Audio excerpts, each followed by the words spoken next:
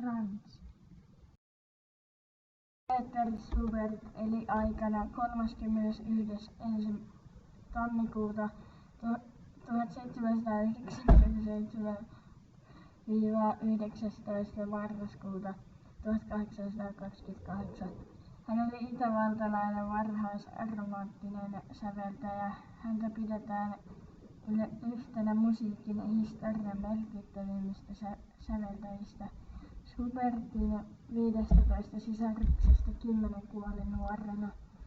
Hänen varhaisimman säilyneen sävellyksen hän sävelsi 13-vuotiaana. 11-vuotiaana Schubert haki Antonio Salierin oppiin. Musiikkiopisto, johon hän pääsi, oli maan tärkeimpiä. Hän lähti opistosta 16-vuotiaana ja alkoi toimimaan opettajana isänsä omistamassa koulussa. Siellä ollessaan hän sävelsi ensimmäisen messunsa.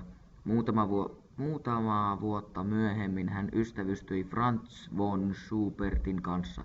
Hän lopetti opettamisen Schubertin toiveesta ja muutti tämän luo säveltämään.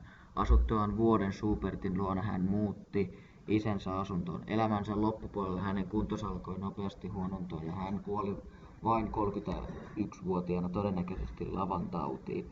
Tunnettuja teoksia ovat esimerkiksi Keskeneräinen sinfonia Ave Maria ja 9. sinfonia.